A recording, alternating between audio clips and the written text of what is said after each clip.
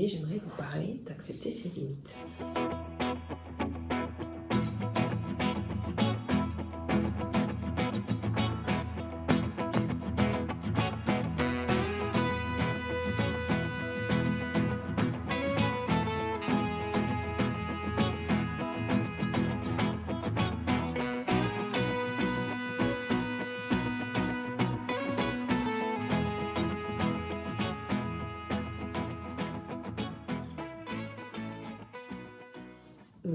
Comme vous le savez, demain c'est la fête des mères et j'avais envie d'adresser plus généralement un message aux femmes pour leur dire tout simplement d'accepter leurs limites, leur vulnérabilité et pourquoi pas de s'accorder chaque jour, ou en tout cas dès qu'elles le souhaitent, un petit moment de relaxation ou au moins de méditation où elles vont se questionner, se dire aujourd'hui, ce mois-ci, cette année,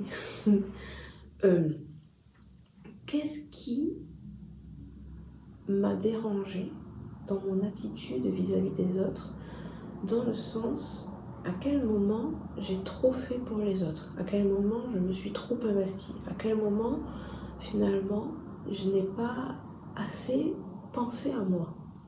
Vous comprenez, quand on est une femme, on a l'impression d'être aspiré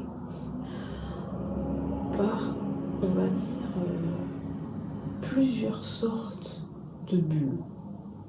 Ce sont des bulles, on va dire, qui nous mettent un peu des obligations sur le dos.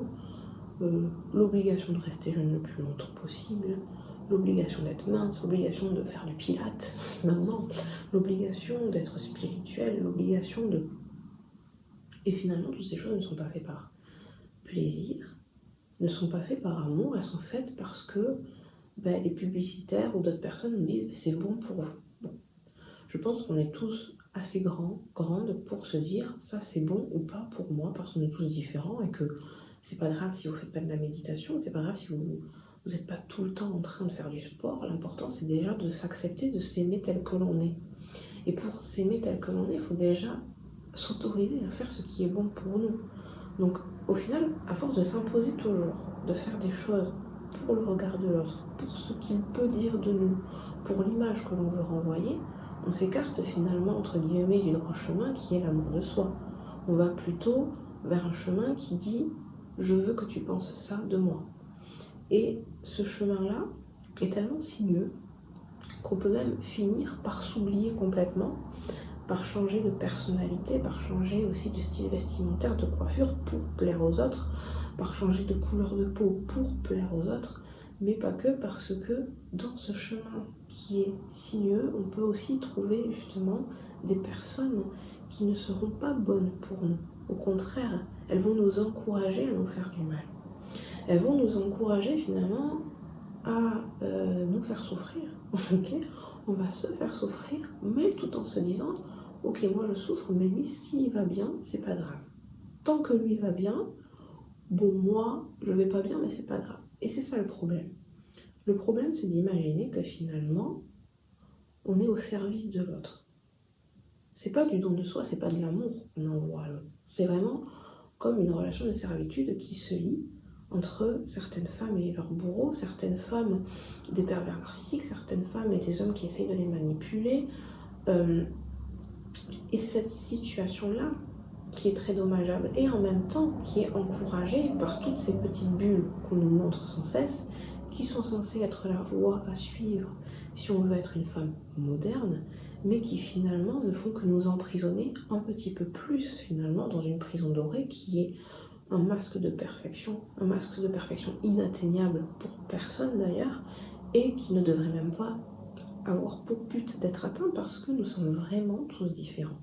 Et que seul l'amour qui est en nous peut nous dire ce qui est bon ou pas pour nous. D'accord ? C'est pas une publicité, c'est pas une série télé qui va vous permettre de comprendre ce qui est bon pour vous. Les personnes extérieures peuvent vous proposer des activités, peuvent vous proposer finalement tel style, tel machin, mais ce ne sont que des propositions. Et après, c'est à nous, en notre âme et conscience, d'accepter ou pas de faire, de ne pas faire, de dire, de ne pas dire. En fait, on est libre, quoi. Mais la société actuelle, ou en tout cas son mode de fonctionnement qui est très consumériste, essaye de nous dire si tu n'as pas ça, tu n'y arriveras pas. Si tu ne fais pas ça, tu n'y arriveras pas. Je vous rassure, on n'a pas besoin de faire. Pour être heureux, on a juste besoin d'être. Être, c'est-à-dire se poser à un moment donné quelque part et se mettre dans une situation, dans un sentiment de contemplation pour réussir finalement à comprendre que l'amour est partout, d'accord ?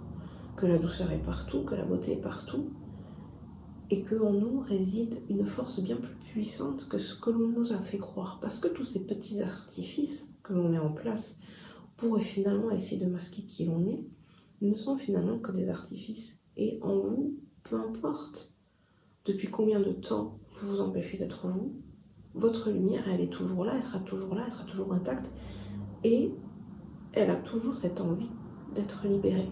Alors oui, peut-être qu'elle a été étouffée par 10 000 autres trucs, mais elle est toujours là. Donc vous pouvez toujours faire appel à elle dès que vous vous sentez prêt ou prête.